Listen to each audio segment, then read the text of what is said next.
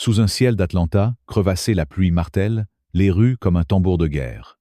Le colonel Aïssata Diallo, héroïne afro-américaine, roule dans son SUV noir, ses médailles militaires rangées dans un sac, son regard d'acier, défiant l'épuisement. Mais un éclair rouge et bleu déchire son rétroviseur. Un policier raciste, le lieutenant Paul Marchand, sort de l'ombre son rictus venimeux prêt à écraser une femme qu'il juge déjà coupable. Ce contrôle routier n'est pas un hasard. C'est le début d'une guerre contre un système pourri, une guerre qui brûlera son âme et marquera Atlanta à jamais. Combien de temps Aïssata tiendra-t-elle face à cette haine? Avant de plonger dans cette tempête, dites-nous d'où vous regardez.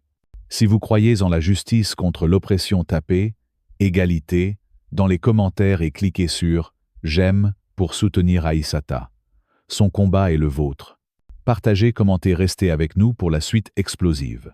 Aïssata renversera-t-elle l'empire raciste de Marchand? Ou la haine la brisera-t-elle? La pluie bat les rues d'Atlanta, un rideau gris qui noie les néons vacillants. Aïssata Diallo, colonel de l'armée américaine, agrippe le volant en cuir de son SUV noir, ses phalanges crispées blanches comme l'os. Ses yeux brûlés par une journée de 12 heures à Fort Moore, à 35 milles au sud, scrutent l'asphalte crevassé. Elle a briefé des officiers subalternes, ses galons d'argent brillants sur son uniforme, désormais plié dans un sac à l'arrière, son badge militaire clipsé à l'intérieur. À 5'11", sa silhouette élancée porte la force d'une guerrière forgée par 20 ans de service de Bagdad à Kaboul. Ce soir, en blasé bleu marine et pantalon noir, elle n'est qu'une femme noire seule, naviguant dans l'ouest d'Atlanta, un quartier où les vitrines des sex shops luisent sous la pluie, où l'air empeste le diesel et le tonnerre, lointain. Ses pneus ronronnent un pouls régulier dans la nuit lourde quand un éclat rouge et bleu explose dans son rétroviseur. Son estomac se noue. Instinct de soldat. Elle n'a pas accéléré, n'a pas zigzagué, n'a même pas frôlé un feu jaune.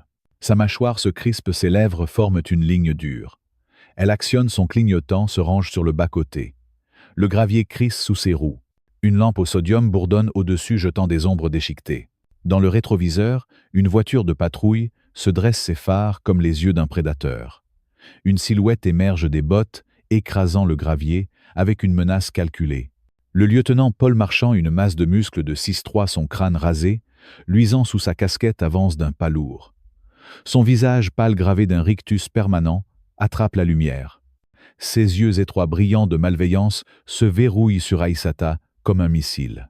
Il s'approche de sa fenêtre, son arrogance suintant comme une huile toxique. Il frappe le verre d'un coup sec, un craquement dans la nuit humide. Aïssata baisse la vitre d'un geste fluide, gardant ses mains visibles posées sur le volant, ses paumes ouvertes. 20 ans de discipline militaire emprisonnent ses nerfs dans une cage d'acier. Marchand se penche, son haleine aigre de chewing-gum, à la menthe envahissant l'espace. Son regard glisse sur son visage, ses mains, sa peau. Une femme noire seule la nuit à l'ouest. Ses lèvres frémissent un sourire venimeux. Permis et carte grise, aboie-t-il sa voix un fouet, comme si elle l'avait déjà défié. Le pouls d'Aïssata s'accélère, mais son visage reste de pierre. Elle tend la main vers son portefeuille dans la console, ses doigts effleurant le cuir froid, et sort son permis, sa carte grise, ses gestes lents précis. « Quelle est la raison de cet arrêt, lieutenant ?» demande-t-elle, sa voix égale, ses yeux rivés aux siens. Marchand arrache les documents, à peine un regard, avant de revenir à elle, son rictus s'accentuant. Il ne répond pas, laisse le silence pendre comme une corde. « Sortez du véhicule », ordonne-t-il, se redressant, sa main posée sur son holster, son pouce caressant la crosse. Les doigts d'Aïssata se crispent sur le volant, une seconde, une étincelle de colère brisant son calme. « Pardon », dit-elle, sa voix ferme un éclat d'acier enveloppé de velours. Le sourire de Marchand s'élargit, celui d'un tyran, pas d'un flic. « Sortez », répète-t-il plus lentement, chaque syllabe, une provocation, un défi à résister. Aïssata expire par le nez, son esprit s'emballe. Elle connaît ce jeu. 20 ans de service des camps d'entraînement au champ de bataille lui ont appris à lire les hommes comme lui, ivre de pouvoir, voyant sa peau comme une invitation à la briser. Elle sait aussi calculer rue sombre, pas de témoin, sa parole contre la sienne. « Puis-je savoir pourquoi ?»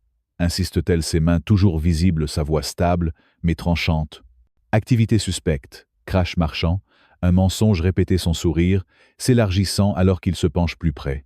« Vous êtes nerveuse, ma'am. » Le mot « ma'am » tordu en insulte, une pique à sa race, sa présence, son souffle dans son monde. La mâchoire d'Aïssata se serre, mais elle a vu pire. Des insurgés avec des fusils, pas juste un badge et une rancune. Elle ouvre la portière ses bottes, frappant le gravier d'un crack sourd. Debout droite, sa silhouette musclée forgée par des années d'entraînement. Ses mains restent ouvertes, visibles son blazer, captant la lumière. Marchand tourne autour du SUV, comme un requin son faisceau de lampe torche, tranchant les vitres, cherchant une excuse. Il s'arrête côté conducteur, scrute l'intérieur, puis se retourne, son rictus plus acéré. « Où allez-vous » demande-t-il, bras croisés, torse bombé. « Chez moi » répond Aïssata, voix plate.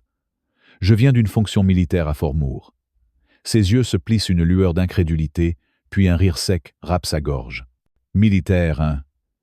Et vous prétendez être quoi » Aïssata redresse le menton, son regard perçant le sien. « Colonel Aïssata Diallo, armée des États-Unis. » Les mots claquent comme une grenade nette, inflexible. Mais Marchand ricane un éclat bruyant moqueur. Il la toise à nouveau, blasé, pantalon, pas d'uniforme, comme si ses vêtements civils effaçaient son rang. « Colonel » raille-t-il, traînant le mot dans la boue. « Vous en êtes sûr ?» Les ongles d'Aïssata mordent ses paumes, mais sa voix reste glace. « Oui. » Il rit, un aboiement dur qui brise le silence. « Où est votre carte militaire, colonel ?» ricane-t-il, s'approchant, sa masse imposante. Aïssata tend la main vers sa poche de blasé lentement, mais s'arrête, son esprit reconstituant. Changement dans le vestiaire à Fort-Moor, son uniforme plié, sa carte dans le sac, dans le coffre à 30 pieds. « Dans mon véhicule » dit-elle, désignant le SUV. « Dans le coffre. » Le sourire de Marchand devient sauvage, ses yeux brillent de triomphe. « Bien pratique » grogne-t-il, tapotant son permis contre sa paume, comme un trophée. Pas de statut de vétéran ici. Drôle, une colonel, sans preuve. La fureur s'enroule dans la poitrine d'Aïssata, mais son visage reste neutre. « C'est mon véhicule » dit-elle. « La carte grise est dans la boîte à gants. Vérifiez. » Le rictus de Marchand s'aiguise. « Oh, je vais vérifier plus que ça. » Il passe devant elle, ouvre la portière conducteur, fouille la console, jetant son chargeur de téléphone et une barre protéinée sur le siège comme des ordures. Il ouvre la boîte à gants, sort la carte grise, un tas de reçus qu'il laisse tomber sur l'asphalte mouillé. Sa lampe torche balaie l'intérieur, cherchant une étincelle pour allumer son jeu. Aïssata reste rigide, main visible, sa respiration stable, malgré la rage qui bouillonne. Il se retourne, ses yeux luisants de malice. « Un petit trafic, hein » marmonne-t-il, glissant sa main sous le siège passager. « Vous cachez quelque chose. » Sa voix est une lame. « Vous dépassez les bornes » rétorque-t-elle. Marchand imperturbable ricane. « Ma chère, je ne vois aucune borne. » Il ouvre le coffre, arrache son sac. L'uniforme d'Aïssata, s'échappe les galons d'argent, captant la lumière une seconde, avant qu'il ne le jette au sol. Sa carte militaire glisse dans l'ombre piétinée sous ses bottes. Les poings d'Aïssata se serrent, ses ongles, entaillant sa peau, le sang perlant. Il foule son service, son honneur sous ses semelles. Il se redresse, son rictus, un tranchant cruel. Pas de carte, pas de preuve, juste des paroles. Voyons à quel point vous êtes dur. Sans avertissement, il la pousse violemment contre le SUV, ses côtes heurtant le métal, la douleur explosant comme un fer rouge. Elle hoquette, mais ne crie pas, se redressant, ses yeux, rivés aux siens, un orage derrière son calme. Le sourire de Marchand vacille, déstabilisé par son silence, sa force. Il saisit son bras, le tord, derrière son dos, sa poigne écrasante. Activité suspecte maintenant, résistance, grogne-t-il, son souffle chaud contre son oreille. Aïssata calcule. Elle pourrait briser sa prise, casser son poignet d'un mouvement enseigné à des recrues, mais cela nourrirait son récit. À la place, elle glisse son téléphone de sa poche, pendant sa fouille brouillonne son pouce, activant l'enregistrement. Ces insultes, sales, arrogantes, s'échappe une confession qu'il ignore. « Vous êtes enregistré, lieutenant. » « Réfléchissez, » dit-elle, voix égale. Marchand se fige, ses yeux glissant vers sa main, puis il éclate d'un rire creux, cruel. Joli coup. Il la plaque plus fort contre le SUV, ses côtes hurlant, ses dents grinçant sous le choc. Personne ne s'en souciera. Mais Aïssata ne bluffe pas. Elle a composé en douce le numéro de la capitaine Elise Kane à Fort-Moor, en mode muet, laissant l'appel courir, comptant sur Elise, pour entendre et agir. Marchand inconscient tire son bras plus haut. « Tu te crois spécial, militaire ou pas, t'es rien ici. » Aïssata reste silencieuse, le laissant s'enfoncer. Il recule la pousse pour qu'elle trébuche contre le véhicule. Elle se rattrape, se redressant, ses yeux ne quittant jamais les siens. Il attrape sa radio. Dispatch ici Marchand. Besoin de renfort sur Mémorial et Prior, une récalcitrante. Sa voix est arrogante, la peignant en criminel. Aïssata ajuste son blazer, essuyant l'humidité. « Vous faites une erreur !» dit-elle, sa voix portant un poids qu'il ne saisit pas. Il ricane, rangeant la radio. « On verra. » Les minutes s'étirent. La pluie crache légèrement, trempant ses cheveux. Une autre voiture de patrouille arrive, gyrophare clignotant. L'officier Corinne Leblanc, une femme mince au sourire de fouine, descend hochant la tête vers Marchand comme s'ils avaient répété. « Un problème ?» demande-t-elle, ses yeux glissant sur Aïssata avec mépris. « Ne veut pas obéir ?» dit Marchand désignant du pouce.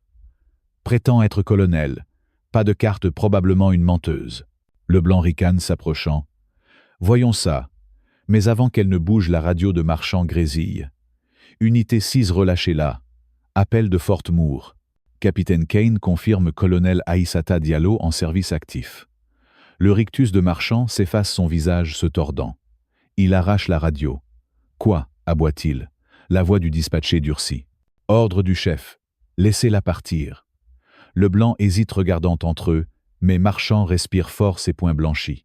Il fixe Aïssata, sa lèvre se retroussant. « C'est pas fini » murmure-t-il assez bas pour qu'elle se l'entende. Aïssata attrape son uniforme, souillé les galons ternis par la boue, le plie avec soin et glisse dans son siège, démarrant le moteur. Leblanc lui fait signe de partir, marmonnant sur la paperasse, mais le regard de Marchand brûle à travers le rétroviseur alors qu'elle s'éloigne.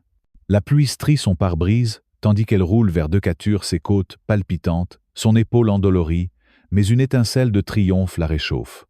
Elle a esquivé son piège, utilisé son rang, marché libre. Son enregistrement téléchargé sur le cloud est une lame qu'elle brandira demain. Fort Moore s'en occupera. Pour l'instant, elle pense que c'est fini. Mais à 15 000, Marchand est assis dans sa voiture de patrouille, la pluie martelant le toit, son souffle, embuant la vitre. Il a perdu, humilié par une femme noire qui l'a surpassé. Son poing s'écrase sur le tableau de bord, le plastique craquant. « Colonel Moncule !» grogne-t-il, composant le numéro de Leblanc. « Passe sa plaque au crible. Je veux tout. » Leblanc répond vite. Elle est légitime. Colonel Aïssata Diallo Fort Moore, décoré. T'es sûr de toi? L'estomac de Marchand se tord, la rage bouillonnant. Elle l'a ridiculisé, la suspension plane. Il raccroche, fixant la pluie, son esprit un brasier. Elle pense que son rang la protège. Il lui montrera ce qui arrive quand on croise Paul Marchand. Aïssata atteint son appartement à Decatur, ôtant son blasé. L'enregistrement est sécurisé, une arme qu'elle ignore devoir bientôt utiliser plus que jamais. Elle s'affale sur son canapé, frottant ses côtes meurtries, le regard de Marchand flashant dans son esprit. Son instinct de soldat murmure, ce n'est pas fini. Demain, elle se battra, ou du moins elle le croit. Le lendemain, le soleil tranche les stores, peignant son parquet en lames dorées. Ses côtes palpitent, une douleur sourde sous son sweat gris. L'enregistrement de Marchand, chargé de ses insultes, est une bombe. Elle l'a envoyé à Mariam Sow, son avocate, une femme de 42 ans, un feu ardent qui démonte les systèmes corrompus. Aïssata sirote un café noir, son amertume, l'ancrant alors qu'elle appelle Mariam, depuis son comptoir de cuisine, le bourdonnement de la ville faible au-delà des murs. « On porte plainte officiellement », dit-elle, la voix ferme malgré la douleur. Fort Moore est informé. « Je veux le badge de Marchand. » La réponse de Mariam crépite de résolution. C'est fait. Cet audio est une guillotine. Je l'envoie aux affaires internes d'Atlanta PD cet après-midi. Aïssata hoche la tête, posant la tasse. Sa détermination de soldat, une tige d'acier dans sa colonne. Elle a transmis l'enregistrement à la capitaine Elise Kane, qui a déjà contacté le chef de la police exigeant des mesures. À midi, Mariam rappelle sa voix électrique. Ça frappe fort. Les affaires internes suspendent Marchand, sans salaire, en attente d'examen. Ton audio devient viral en ligne. Justice pour Aïssata, et partout. Aïssata se lève, arpentant son salon, une lueur de triomphe réchauffant sa poitrine. Elle vérifie son téléphone. La vidéo de l'arrêt de Marchand accumule des milliers de partages. Les commentaires débordent de colère contre ses insultes, sa brutalité, son rictus. Des manifestations éclatent devant le commissariat sur Peachtree Street. Des pancartes s'agitent dans l'air humide, des voix scandent son nom. Elle expire, croyant l'avoir enfermé.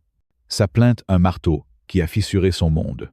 Mais à 20 miles, Marchand s'affale dans une chambre de motel miteuse près de l'Interstate 85, les stores tiraient l'air vicié de fumée de cigarettes et de sueur. Sa lettre de suspension reçue par email, il y a 1 heure s'affiche sur son ordinateur la signature du chef une raillerie. Son badge retiré repose inutile sur une table de chevet ébréchée. Il a perdu son emprise, sa réputation, tout à cause d'Aïssata Diallo, une femme noire qui a osé brandir son rang contre lui. Son poing se serre ses ongles, mordant la chair, alors qu'il parcourt X le hashtag « Justice pour Aïssata », brûlant ses yeux. Elle l'a humilié, retourné son commissariat contre lui, fait de lui un paria. Son téléphone vibre, le nom de Leblanc clignote. « T'es sûr, Paul ?» murmure-t-elle, la voix tendue. Elle est colonel légitime. La lèvre de Marchand se retrousse, la rage un four dans ses tripes. « Faisle » grogne-t-il. « Plante-le maintenant. » Leblanc hésite puis marmonne. « D'accord, donne-moi 30 minutes. » Marchand raccroche, s'adossant, un sourire sombre fendant son visage. Aïssata pense que son enregistrement est un échec et mat. Il lui montrera à quel point son jeu va loin. À 16 heures, Aïssata conduit une berline de location, son SUV, toujours saisi, vers une station-service sur Morland Avenue. Le soleil plonge bas, jetant des ombres longues sur les pompes et l'asphalte fissuré. Elle a besoin d'essence et d'un moment pour respirer, son esprit bouillonnant de plans pour témoigner contre Marchand. Elle sort ses baskets, râpant l'asphalte, son sweat gris, flottant sur ses côtes meurtries. L'air sans l'essence et le poulet frit d'un dîner voisin. Les néons de la station bourdonnent comme un essaim. Elle passe sa carte, la pompe clique, quand des gyrophares rouges et bleus éclatent derrière elle, vifs soudain. Son pouls bondit, la peur s'enroulant comme un serpent. Pas encore, pense-t-elle, se tournant, alors que 2 voitures de patrouille surgissent, bloquant sa berline. L'officier Corinne Leblanc, mince et ricanante, bondit dehors, sa main sur son holster, flanqué d'un flic massif au crâne, rasé l'officier Julien Roux. Une foule se forme, téléphone levé, filmant leur murmure, un bourdonnement bas. Colonel Aïssata Diallo, aboie Leblanc, sa voix forte pour les caméras. Vous êtes en état d'arrestation pour possession d'une arme volée. Les sourcils d'Aïssata s'arquent, l'incrédulité se heurtant à la fureur. Impossible, dit-elle, main visible, voix stable, malgré la tempête intérieure. Mon SUV est saisi depuis l'arrêt. Je ne l'ai pas touché. Le rictus de Leblanc s'élargit, une lueur du venin de Marchand dans ses yeux. Trouvé dans votre véhicule, ma'am. Parlez-en au juge. La foule hue, certains crient des insultes, d'autres murmurent « Voyus », leur téléphone captant chaque seconde. Aïssata calcule. L'arme est un coup monté, lié au commissariat de Marchand. Une machination si grossière qu'elle la sent. Leblanc avance, menottes brillant, et Aïssata recule, gardant ses mains levées. « C'est un piège », dit-elle fort pour la foule, les caméras. « Vous le savez ». Roux ricane bas et cruel, tandis que Leblanc saisit son poignet, le tordant derrière son dos, les menottes mordant sa peau. Ses côtes hurlent, la douleur transperçant, mais elle ne fléchit pas, ses yeux rivés sur Leblanc, une défiance de soldat brûlant à travers. Il la pousse vers la voiture de patrouille, la foule grossissant, un mélange d'insultes et de cris de justice s'entrechoquant dans l'air humide. Ses baskets raclent l'asphalte alors qu'il l'enferme, la portière claquant avec un bruit sourd. Le commissariat sur Edgewood Avenue est une forteresse de briques, trapues, ses couloirs fluorescents, puant l'eau de javel et le désespoir. Aïssata est assise dans une salle d'enregistrement, menottes, ôter son sweat froissé, tandis qu'un employé prend sa photo, le flash piquant ses yeux. Sa carte militaire, toujours dans le SUV, saisie et balayée par un sergent ricanant qui jette son dossier de plainte sur un bureau comme une ordure. « Fausse !» marmonne-t-il assez fort pour qu'elle entende. « Joli coup, colonel !» Les poings d'Aïssata se serrent, mais elle reste silencieuse, scannant la pièce pour les sorties, les faiblesses, son entraînement, comme une bouée de sauvetage. Ils prennent ses empreintes, l'encre tachant ses mains, et la poussent dans une cellule. Les barreaux claquent, l'air épais de moisissure, le banc froid contre ses cuisses. Elle s'assied, son esprit une tempête, rejouant le rictus de Leblanc, la présence impossible de l'arme. La puanteur de Marchand est partout. Sa vengeance pour sa plainte, son enregistrement, son rang. Son téléphone confisqué lui a permis un appel à Mariam avant qu'il ne le prenne. « Mariam, je suis arrêtée », a-t-elle dit, voix coupante. Arme volée dans mon SUV. Un coup monté. Commissariat d'Edgewood. Le souffle de Mariam était vif. « J'arrive. Ne parle pas. » Aïssata s'adosse, le mur rugueux contre sa colonne, la confiance vacillante. Mariam la sortira de là. La vérité émergera. Elle battra ça comme l'arrêt. Les heures s'étirent. Le bourdonnement de la cellule perce son crâne. À 20 heures des pas résonnent. Mariam surgit, son tailleur bleu marine impeccable, ses tresses courtes, encadrant un visage tendu de fureur. Elle porte une mallette, ses talons claquant comme des coups de feu. « Aïssata », dit-elle alors que le garde ouvre la cellule. « Tu es libre. Caution payée. » Aïssata se lève, lissant son sweat, le soulagement inondant sa poitrine. « Quels dégâts ?» demande-t-elle, sortant dans le couloir, les barreaux glissant derrière. Les yeux de Mariam flamboient, lui tendant les papiers de libération. Ils sont brouillons. Cette arme vient de leur casier à preuve sortie, il y a 3 jours sous un faux nom. J'ai un contact qui trace. Les lèvres d'Aïssata frémissent, un sourire sombre perçant. Donc c'est Marchand. Mariam hoche la tête, la guidant devant le sergent qui évite son regard. Il est désespéré, mais nous sommes plus affûtés.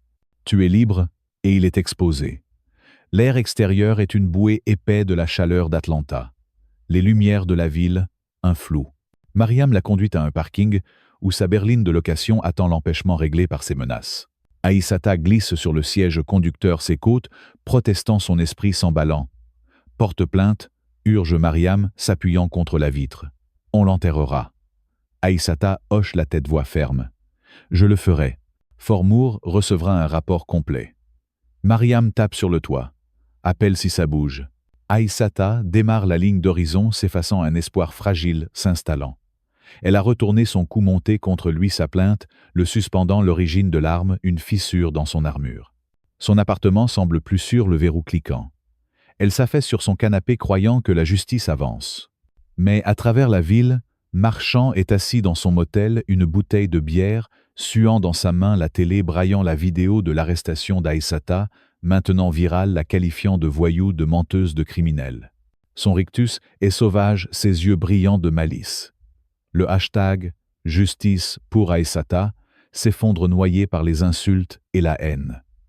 Son coup monté, une exécution publique de son nom. Il l'a humiliée, sali son rang, son service, sa peau. Mais ce n'est pas assez.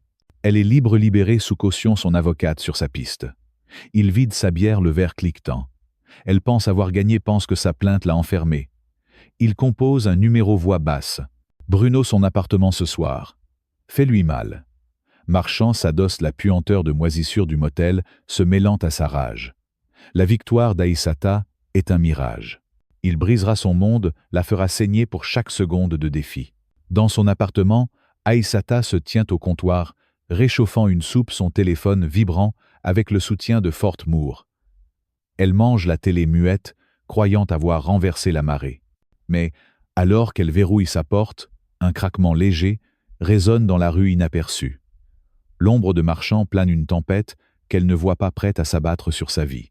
Le ciel d'Atlanta s'épaissit, des nuages noirs roulant comme des vagues de colère. Aïssata Diallo, colonel de fer, verrouille la porte de son appartement à Decatur, ignorant l'ombre qui se resserre. La suspension de Paul Marchand, son enregistrement viral, sa liberté sous caution, tout cela n'est qu'un répit fragile. Dans un motel crasseux, Marchand, déchu mais venimeux, tisse une toile de vengeance, son rictus gravé d'une haine qui ne dort jamais. Ce n'est plus un contrôle routier ni une arrestation truquée. C'est une guerre où Aïssata, malgré ses médailles, sa discipline, son courage, risque de perdre tout ce qu'elle est. Chaque pas qu'elle fait désormais est un défi à un système pourri, à des hommes comme Marchand qui veulent la voir briser, sa peau noire, réduite à une tache sur leur monde blanc. La rage monte, un brasier qui consume les illusions de justice. Marchand a planté une arme, sali son nom, et maintenant il veut son sang. Aïssata ripostera-t-elle avec la précision d'un soldat, ou la haine la noiera-t-elle?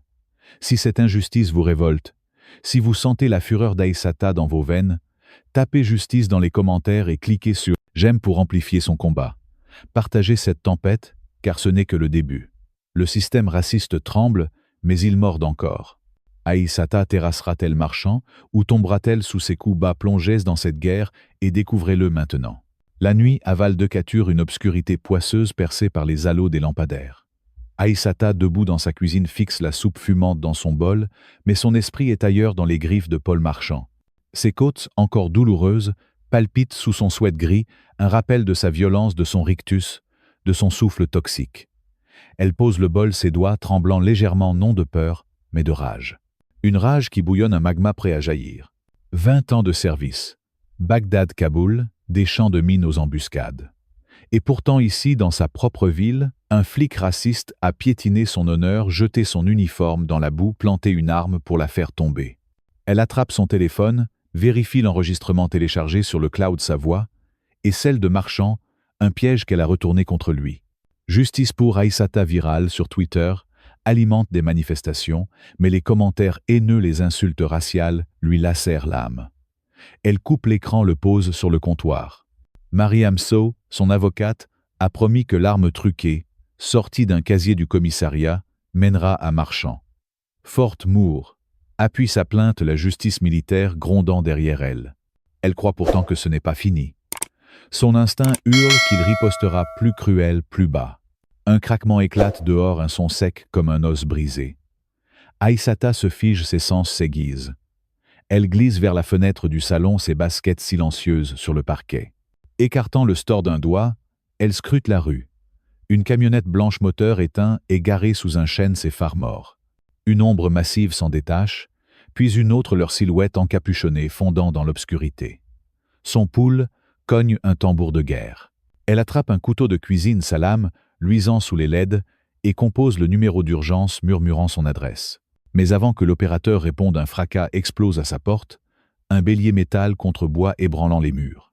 La porte cède, s'écrasant inward, et 3 hommes surgissent, bottes martelant le sol, leurs visages masqués, leurs poings serrés comme des marteaux. Le leader, une brute carrée 6'4", un tatouage d'aigle griffant sa nuque, brandit une batte de baseball. « Bruno Tate », grogne-t-il, sa voix un râle, comme s'il mâchait du verre. Marchand dit salut. Aïssata recule son dos, frôlant le mur, le couteau tenu bas près. Son entraînement militaire s'enclenche, chaque muscle bandé, ses yeux scannant leurs angles d'attaque.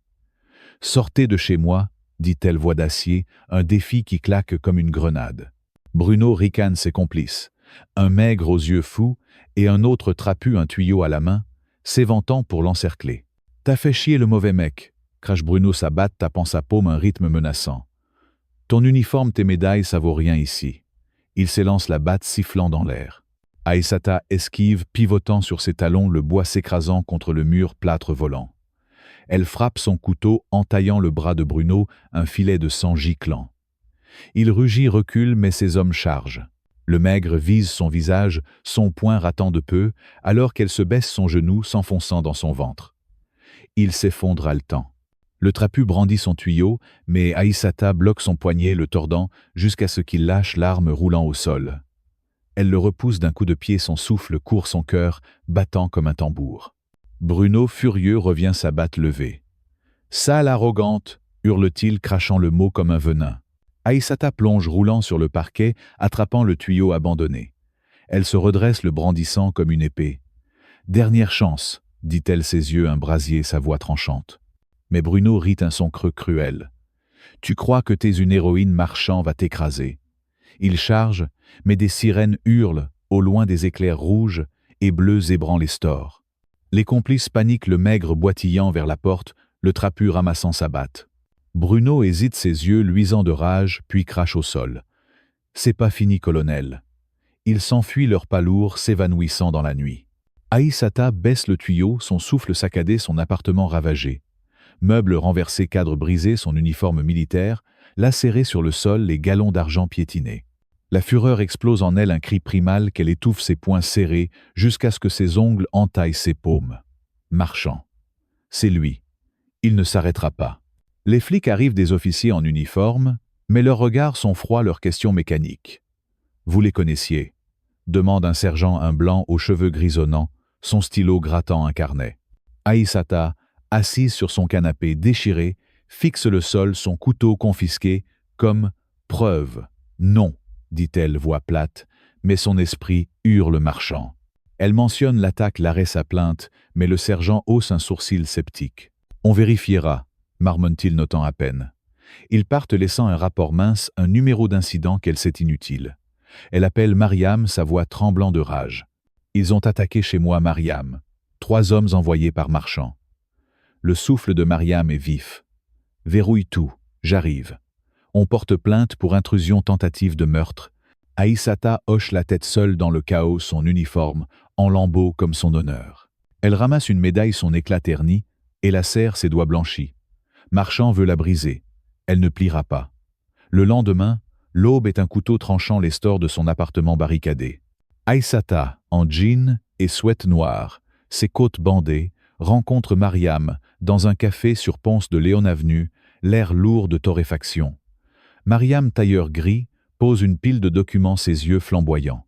L'arme truquée vient du casier d'Edgewood, signé par un faux nom lié à Corinne Leblanc. On a une piste. Aïssata hoche la tête, sirotant un café noir, son amertume l'ancrant. Et l'attaque. Mariam secoue la tête. Pas de caméra dans ta rue. Pas de témoins. Mais Bruno Tate, c'est un voyou connu lié à des suprémacistes. Marchand le fréquente. La mâchoire d'Aïssata se crispe, la rage bouillonnant. Je veux Marchand à terre. Mariam tape la table. On l'aura. Fort Moore exige un audit de la police d'Atlanta. Ton enregistrement est une bombe. Aïssata expire un plan germant. Elle ne peut pas attendre la justice. Marchand agit dans l'ombre. Elle doit frapper là où il vit. Ce soir-là, Aïssata capuche, relevée, se glisse dans l'Aigle de Fer, un bar de motards à la périphérie d'Atlanta, un repère de suprémacistes où Bruno Tate et ses hommes traînent. L'air empeste la bière rance et la sueur des drapeaux confédérés claquant au mur. Elle pose des micros sous une table, ses doigts agiles, son pouls régulier malgré les regards hostiles. Elle capte des bribes. Tate, sa voix râpeuse, parle d'une bombe pour un centre communautaire noir à Vine City. Son sang gèle, mais elle reste immobile, fondant dans l'ombre. Elle sort l'air frais, la frappant, et transmet l'audio à Mariam et à Elise Kane, sa camarade à Fort Moore. Il planifie une attaque terroriste, dit-elle voix coupante. Elise au téléphone promet d'alerter le FBI. Reste en sécurité Aïssata. Mais la sécurité est un luxe. Marchand est derrière ça, elle le sent. Le lendemain, Malik Jones, un jeune journaliste freelance, contacte Aïssata via Twitter. Il a filmé son arrestation à la station-service, sa vidéo, atteignant 1 million de vues. « Je creuse sur Marchand », dit-il dans un dîner sur Auburn Avenue, ses lunettes glissant sur son nez. Il a des liens avec l'Aigle de Fer, des flics corrompus, des comptes offshore. Aïssata hoche la tête, lui passant une copie de l'enregistrement du bar. « Diffusez ça. » Malik sourit, un feu dans les yeux. Ça va exploser. Et ça explose. L'audio de Tate, relayé par Malik sur X, déclenche des manifestations massives à Atlanta, des foules scandant « Justice pour Aïssata » devant le Capitole. Mais Marchand riposte vicieux. Une vidéo truquée diffusée anonymement montre Aïssata soi-disant menaçant un flic avec une arme. Les hashtags « Aïssata terroriste noie »,« Justice pour Aïssata », la peinture en criminel en traîtresse. Sa boîte mail déborde de menaces de mort, sa photo placardée, sur des forums suprémacistes, son adresse fuitée. La rage d'Aïssata explose un cri qu'elle étouffe, brisant une tasse contre son mur. Marchand ne s'arrête pas. Il veut sa vie. Pire encore, sa sœur Hawa, 24 ans étudiante en médecine, disparaît. Aïssata reçoit un texto anonyme « Elle est à nous. Abandonne ou elle saigne ». Son cœur s'arrête, la peur perçant sa rage. Elle piste le signal du téléphone d'Hawa, un entrepôt désaffecté près de l'Interstate 20. Seule armée d'un Glock légal et d'un gilet pare-balles, elle infiltre le bâtiment, ses pas silencieux, sur le béton fissuré. L'air pue l'huile et la rouille. Hawa est ligotée, bâillonnée, ses yeux terrifiés croisant les siens. Bruno Tate, flanqué de 2 hommes ricanes, un couteau pressé contre la gorge d'Hawa. « T'es venu, colonel. T'es brave. » Aïssata lève son arme, sa voix un fil d'acier. « Lâche-la. » Tate rit, mais elle tire une balle, frôlant son oreille, éclatant une vitre. Ses hommes hésitent, et elle charge désarmant, l'un brisant le nez de l'autre. Tate recule, lâchant Hawa, qui s'effondre pleurant. Aïssata le plaque son genou sur sa gorge. « Où est Marchand ?» grogne-t-elle. Tate haletant crache. « Il te détruira. » Elle le menotte à un tuyau, libère Hawa et fuit, les sirènes hurlant au loin. Hawa, en sécurité chez leur mère à Marietta, tremble, ses poignets marqués par les cordes. Aïssata, à ses côtés, jure de la protéger, mais la culpabilité la ronge. Marchand a touché sa famille, son sang. Elle appelle Elise, sa voix brisée. Il a kidnappé Hawa. Il faut l'arrêter. Elise à Fort Moore promet une enquête fédérale, Mais Aïssata sait que le temps joue contre elle.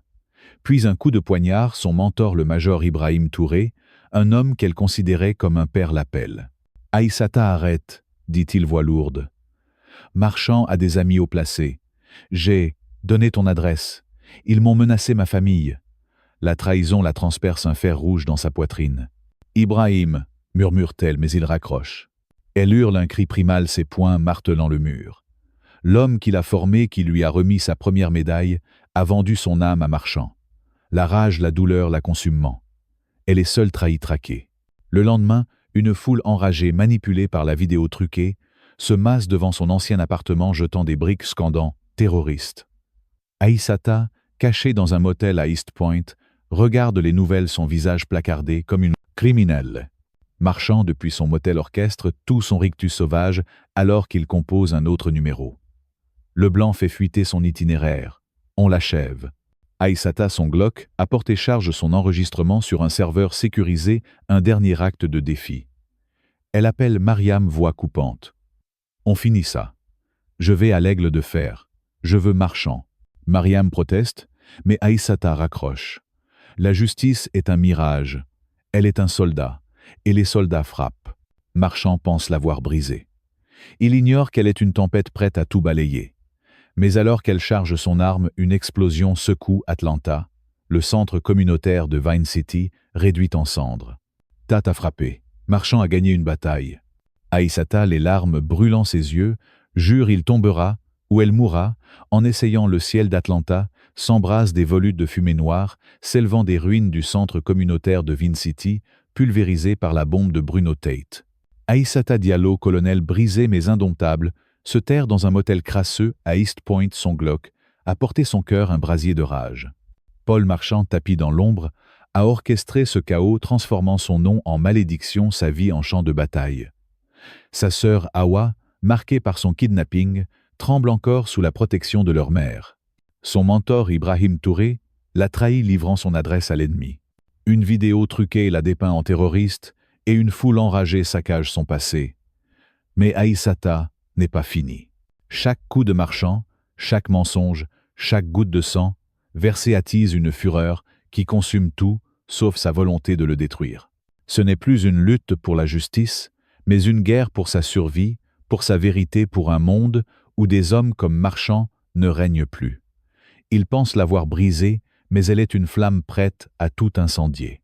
Si cette injustice vous étouffe, si la rage d'Aïssata brûle en vous tapez vérité dans les commentaires et cliquez sur j'aime pour porter son cri plus loin. Partagez ce feu, car l'empire de Marchand vacille et Aïssata est sur le point de le faire tomber. Marchand survivra-t-il à sa propre haine, ou Aïssata le réduira-t-elle en cendres plongeuses dans cet apocalypse et découvrez la fin. La nuit à East Point est un linceul l'air lourd de diesel et de désespoir. Aïssata, assise sur un lit, au ressort grinçant, fixe l'écran de son ordinateur portable, son visage éclairé par les flashs des nouvelles. Les ruines fumantes du centre communautaire de Vine City défilent des familles en pleurs, des pancartes brisées, des vies réduites à des gravats. La voix d'un présentateur froide répète « Aïssata Diallo, colonel, en disgrâce liée à l'attentat ». Son nom, une arme dans leur bouche, lacère son âme. Ses doigts tremblent non de peur, mais d'une rage si pure qu'elle pourrait briser le monde. Marchand à tout prix, son honneur, sa sécurité, sa sœur, son mentor. Il a transformé ses médailles en chaînes, son service en crime. Mais elle respire un souffle rauque et ses yeux, deux charbons ardents, se verrouillent sur son plan. Elle a chargé ses enregistrements. L'arrestation, l'Aigle de Fer, les confessions de Tate, sur un serveur sécurisé. Mariam Sow, son avocate, et Elise Kane, sa camarade à Fort Moore, sont ses dernières ancres. Malik Jones, le journaliste, diffuse ses vérités, mais les mensonges de Marchand noient tout. Elle serre son Glock, le métal froid, contre sa paume, un serment muet. Il ne gagnera pas. Un texto clignote sur son burner phone, un numéro inconnu. Tu veux Marchand Hussine, désaffecté West End minuit. Viens seul. Son pouls s'accélère un tambour de guerre. Un piège évident, mais aussi une chance. Marchand ou ses chiens l'attendent. Elle tape une réponse, j'y serai. Puis elle appelle Mariam, sa voix un fil d'acier. Je vais à West End. Si je ne reviens pas, diffuse tout. Mariam proteste, sa voix brisée par l'inquiétude. Aïssata, c'est du suicide. Mais Aïssata coupe son regard dur. La justice est morte à Vin City. Elle est un soldat, et les soldats finissent les guerres. Elle enfile un gilet pare-balles, glisse des chargeurs dans ses poches et vérifie son Glock. L'horloge marque 22h30. Elle sort l'air humide la frappant et monte dans une berline volée, ses phares éteints, roulant vers l'abattoir. L'usine de West End est un squelette de béton, ses fenêtres crevées comme des orbites vides. La lune, un éclat pâle peint des ombres déchiquetées. Aïssata se gare à un quart de mille, ses baskets silencieuses sur l'asphalte fissuré. Elle scanne le terrain, son entraînement militaire, un bouclier contre la peur. Des silhouettes bougent près d'une entrée, des murmures portés par le vent. Elle avance courbée son Glock, près son souffle régulier. Une porte rouillée grince et elle se glisse à l'intérieur, l'air puant la rouille et l'huile rance. Des pas lourds résonnent et une voix râpeuse brise le silence. « T'es venu, colonel !» Bruno Tate émerge, un couteau luisant dans sa main, flanqué de 2 hommes armés de fusils. Son tatouage d'aigle luit sous une lampe vacillante. « Marchand veut te voir saigner. » Aïssata lève son arme, ses yeux un brasier.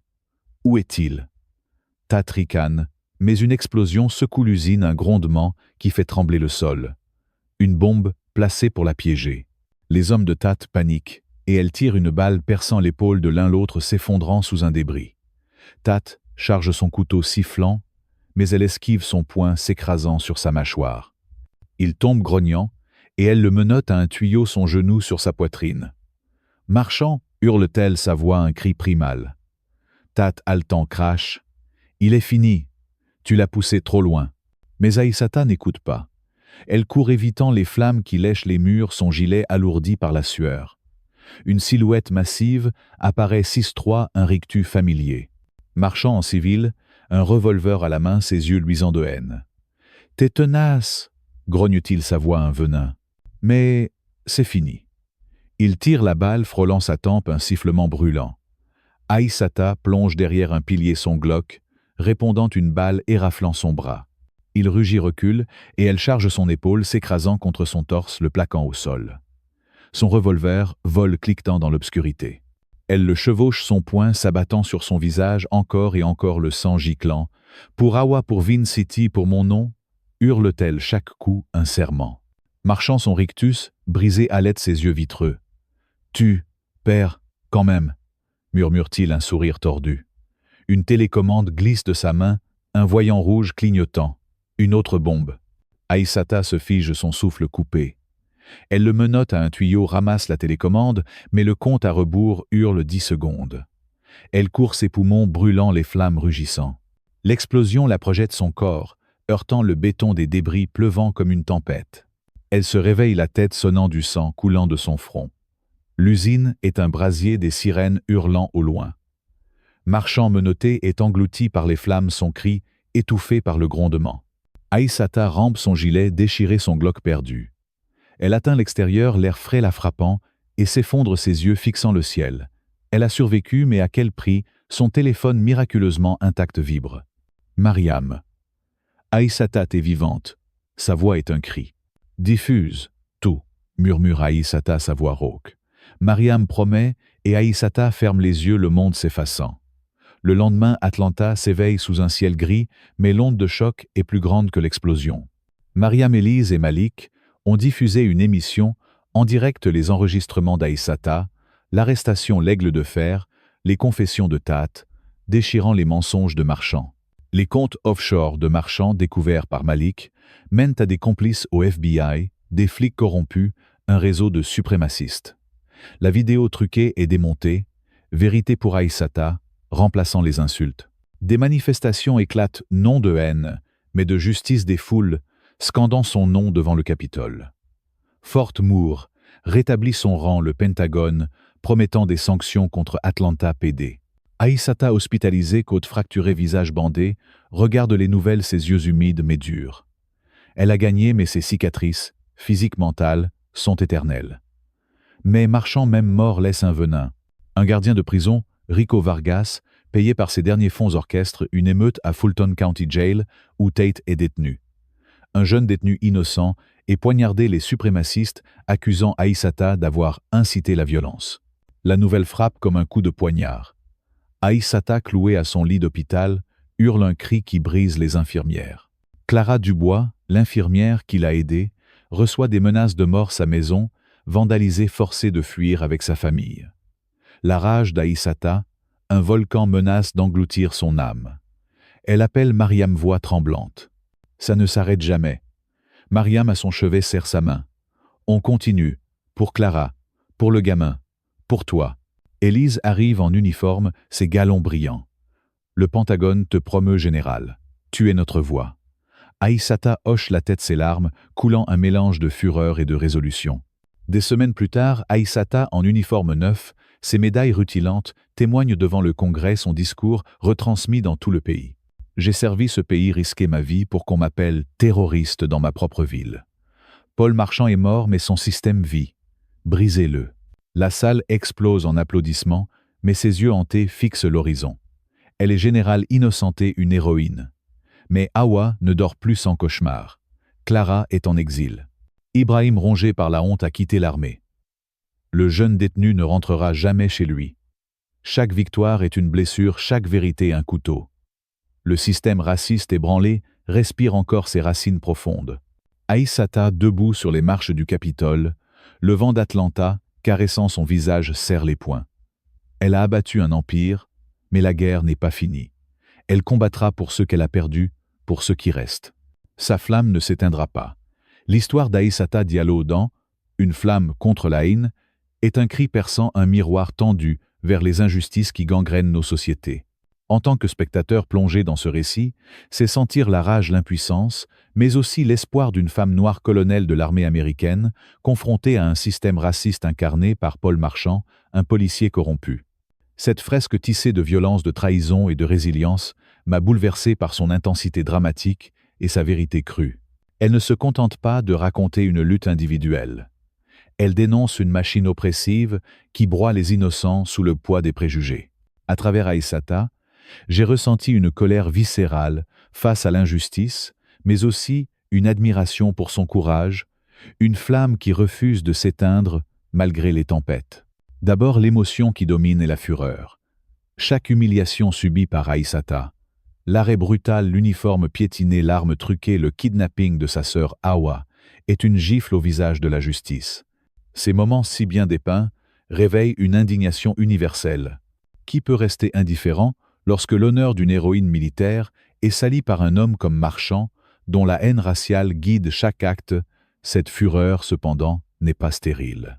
Elle m'a poussé à réfléchir combien de fois ai-je fermé les yeux sur des injustices plus subtiles dans mon entourage, à la manière des Français qui valorisent l'engagement citoyen et la critique sociale.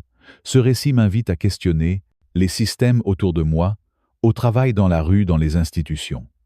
Comme Aïssata, nous devons oser confronter l'injustice même lorsque le coût est élevé. Ensuite, l'histoire révèle la douleur de la trahison incarnée par Ibrahim Touré, le mentor d'Aïssata, qui cède sous la pression. Cette blessure plus profonde que les coups physiques résonne avec une vérité humaine, même les plus proches peuvent faillir. En France, où l'amitié et la loyauté sont des valeurs chères, cette trahison fait écho à nos propres expériences de déception. Pourtant, Aïssata ne s'effondre pas. Elle transforme sa douleur en carburant.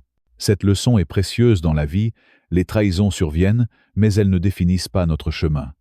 Elles nous apprennent à trier nos alliés, à renforcer notre résilience et à avancer malgré les cicatrices. J'ai appris qu'il faut parfois pardonner non pour absoudre, mais pour se libérer du poids de la rancune. Enfin, l'espoir fragile, mais tenace, émerge des cendres.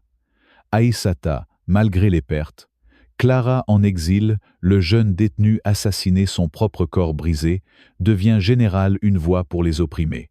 Ce triomphe, même teinté de tristesse, incarne l'idée française de liberté et de fraternité. Elle me rappelle que le changement, aussi lent soit-il, né de l'action collective. Les manifestations, la diffusion virale de ces enregistrements, le soutien de Mariam, Élise et Malik montrent que la justice n'est pas une quête solitaire. Dans ma vie, cela m'incite à m'engager, signer une pétition, rejoindre une association ou simplement écouter ceux que l'on marginalise. Comme le dit un proverbe français, goutte à goutte, l'eau creuse la pierre. Chaque petit geste compte. Confronter l'injustice avec courage comme Aïssata, nous devons dénoncer les abus même face à un système intimidant. Cela peut être aussi simple que défendre un collègue discriminé ou signaler une injustice locale. Le courage même tremblant change les choses. Transformer la douleur en force, les trahisons et les échecs sont inévitables, mais ils ne doivent pas nous arrêter. À l'image d'Aïssata, utilisons nos blessures pour nourrir notre détermination en nous concentrant sur nos objectifs à long terme. S'appuyer sur la communauté, la victoire d'Aïssata repose sur ses alliés. Dans la culture française, la solidarité est une force. Cherchons des partenaires fiables, amis, collègues, associations, pour amplifier nos combats et ne jamais lutter seuls. Restez vigilants face au système. Le racisme de marchand n'est pas isolé. Il est ancré dans un système. Soyons critiques envers les institutions qui favorisent l'exclusion et agissons pour les réformer, que ce soit par le vote, le débat ou l'éducation. Ce récit m'a appris que la lutte contre l'injustice est un marathon, pas un sprint. Aïssata, avec ses cicatrices, incarne cette vérité. Le combat laisse des marques, mais il forge aussi des héros. En France, où l'histoire des droits humains est gravée dans les pierres de la Révolution, cette histoire nous appelle à agir, à ne jamais baisser les bras face à l'oppression. Une flamme contre la haine n'est pas qu'une histoire, c'est un appel à réveiller nos consciences. Aïssata Diallo nous montre que la vérité, même enterrée sous les mensonges, finit par brûler plus fort. Si son combat vous a touché, si vous croyez que la justice mérite d'être défendue, alors agissez. Cliquez sur « J'aime » pour amplifier ce message, partagez cette vidéo pour inspirer d'autres. Et abonnez-vous à notre chaîne pour ne rater aucune de nos histoires. Dans les commentaires, laissez un mot « vérité » pour montrer que vous êtes avec Aïssata, avec tous ceux qui luttent pour un monde plus juste. Ensemble, faisons de cette flamme un incendie qui change tout. À vous d'agir maintenant